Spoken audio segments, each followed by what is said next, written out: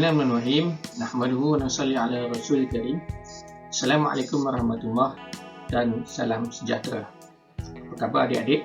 Saya Akashah bin Muhammad Khatri daripada Jabatan Kejuruteraan Mekanikal mengucapkan selamat datang semua kepada Politeknik Sultan Mizan Zainal Abidin. Saya akan menyampaikan taklimat berkaitan dengan e-pembelajaran Jabatan Kejuruteraan Mekanikal. Pembentangan saya tak lama, ada 4 slot iaitu e-pembelajaran, kemudian SIDOS, dan ketiga ialah peralatan, dan keempat sekiranya ada di kalangan adik-adik yang ingin menghubungi saya, bolehlah menghubungi saya. Baik, e-pembelajaran.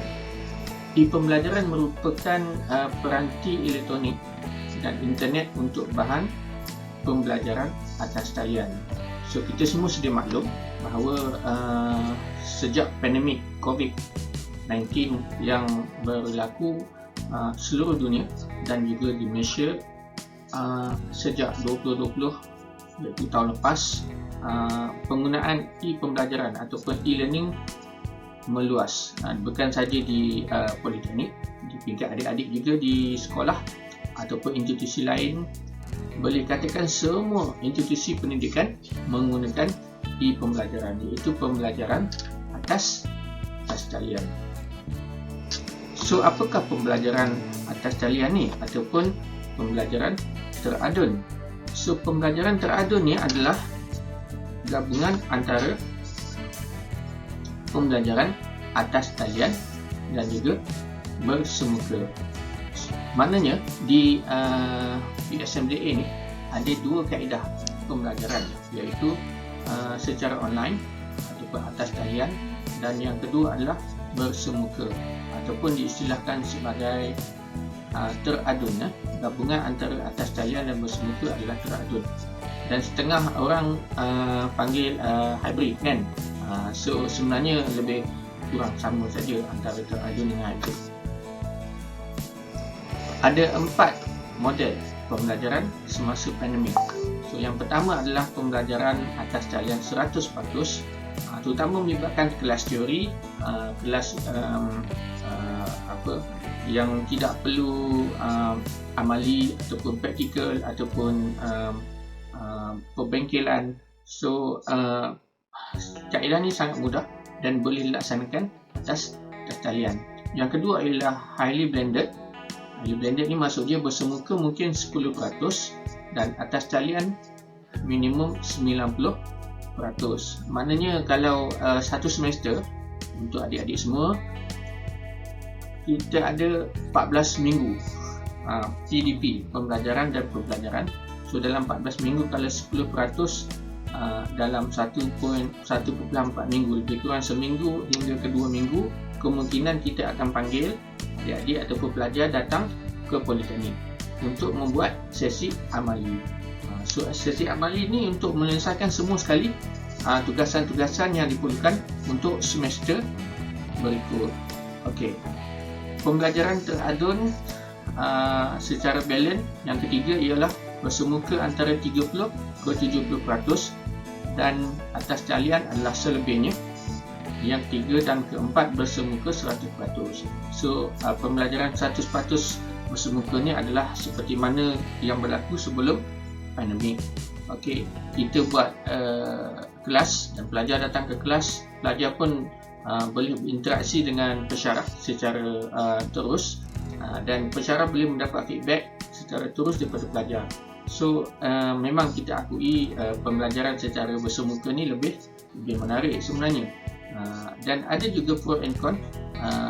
Dalam setengah kes pembelajaran atas talian juga menjadi menarik apabila pelbagai kaedah pengajaran dan pembelajaran diaplikasikan. Okey, baik. Dalam politeknik kita menggunakan satu sistem pembelajaran atas talian yang dipanggil SIDOS.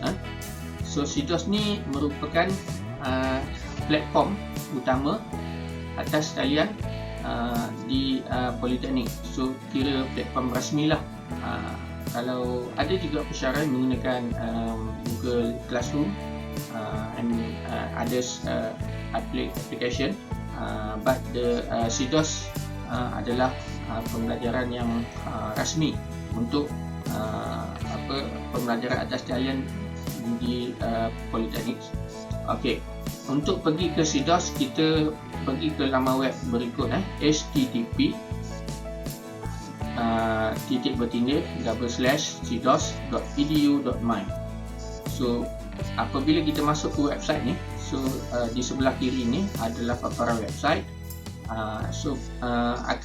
Paparan ni akan minta untuk kita masukkan username dan password. Kemudian kita akan pergi ke LMS. So LMS ni adalah Learning Management System. Apabila pergi ke Learning Management System ataupun LMS, dia akan pergi direct kepada kelas yang berkaitan dengan subjek ataupun kursus yang kita belajar dengan pesyarah kita sahaja. Okey.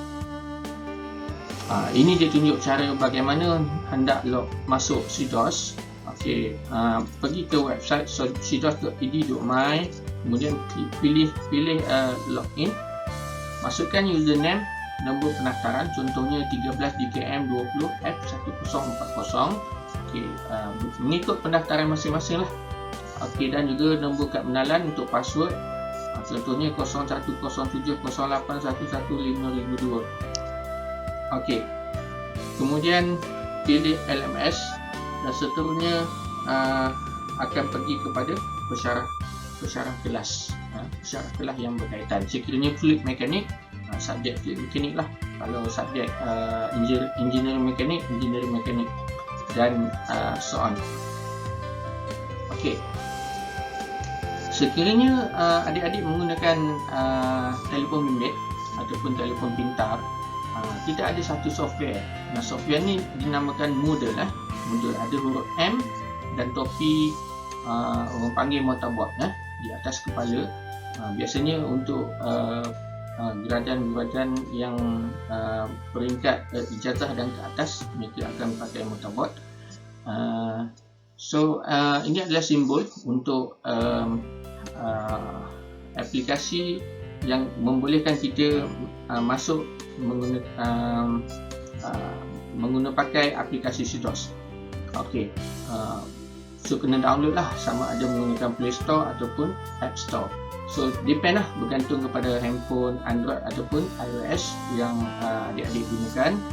Cari type Moodle dan download, kemudian buka apps Moodle dan masukkan site address. So kena masuk site address psmda.cdos.edu.my, dan login, username dan password sama seperti web yang telah saya tunjuk tadi.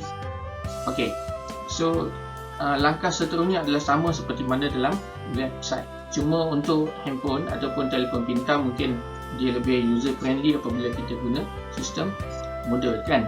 So dalam tu ada quiz, ada tugasan, ada nota, ada perbualan, chatting, ya. So banyak aplikasi yang boleh kita gunakan untuk komunikasi dua hala antara pelajar dan juga pensyarah. Baik. Sekiranya adik-adik ingin tahu lebih lanjut apa itu CDOS ataupun selok-belok dalam CDOS, sebab banyak perkara teknikal yang adik-adik kena belajar lepas ni. So adik-adik boleh pergi ke YouTube dan type satu channel yang dipanggil Pandai CDOS. So channel ni dibina oleh rakan saya, Encik Roy Saidul Nizam. Beliau juga pesyarah di Jabatan Fiziksat Mekanikal.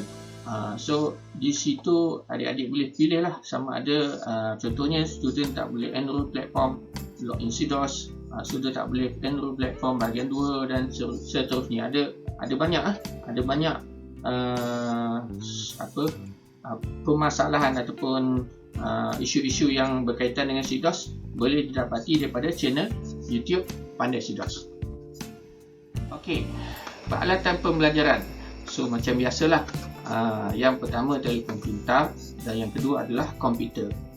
Jika mampu, sebab apa komputer ataupun notebook ataupun laptop ia lebih user friendly, sebab skrin besar, Kemudian banyak lagi feature-feature yang kita boleh dapat berbanding dengan telefon pintar. So laptop biasa kita boleh connect dengan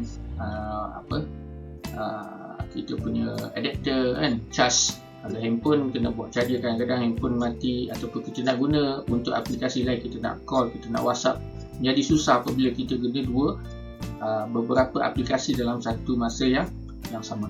Okey. Perisian e-learning. Okey, perisian e-learning banyak sebenarnya. Sebenarnya kita semua dah didedahkan secara tak langsung, dan saya yakin adik-adik semua daripada SPM, daripada sekolah ataupun institusi lain seperti IKBN, ILP dan sebagainya, adik-adik dah pun tahu kan macam mana nak hubungi mak kita, ayah kita di tempat yang jauh. So kita menghubungi melalui online lah biasanya kan. Kalau dulu kita call saja ataupun text message. So sekarang ni kita boleh guna pelbagai aplikasi. So antara aplikasi untuk PDP, pembelajaran dan pembelajaran atas talian, so yang antara yang paling famous adalah Google Meet lah, Google Meet dan juga Microsoft Teams. Selain itu kita guna juga Webex, Skype, Zoom Meeting, dan ada lagi lah beberapa aplikasi lain kan. Ada juga pesara yang lebih suka guna WhatsApp sebagai medium untuk berhubung dengan belajar. Ada yang guna Telegram, sebab Telegram pun sekarang ni dah boleh video call, voice call dan sebagainya. And then ada pesara yang menggunakan Facebook sebab dia boleh record kehadiran ataupun attendance pelajar. Ada juga pesara yang menggunakan Instagram, dan ada juga pesara yang menggunakan YouTube. Dan biasanya YouTube ni melibatkan kehadiran peserta yang ramai lah, 100 lebih. Kalau setakat 5 orang mungkin tak sesuai lah untuk YouTube. Okey, baik. Sebelum kita gunakan semua platform ni, kita perlukan telco lah. Telco ni syarikat yang komunikasi yang membolehkan kita berhubung dengan orang yang jauh. Okey, antara telco yang digunakan di Malaysia, Celcom, Digi, Maxis, Swanok, Unify, Yes, Red One, Tune, dan Wi-Fi lah yang paling mudah. So di PSMDA kita sediakan Wi-Fi di KMSIS ataupun di asrama, di pusat Islam, and then di tempat-tempat tertentu seperti di kelas, di cafeteria, di kantin, dan juga library. So adik-adik semua boleh pergi ke tempat yang yang ada Wi-Fi router dan sambung, dan boleh guna untuk kemudahan kita bersama. Okey, saya rasa itu saja daripada saya. Sekiranya ada masalah bolehlah hubungi saya di unit pembelajaran e-pembelajaran DKM. Email saya akasha@psmda.edu.my, email ataupun Gmail akasha.mk@gmail.com, ataupun WhatsApp. Nombor telefon saya 0199800780. So jumpa lagi. Selamat maju jaya, selamat belajar. Assalamualaikum.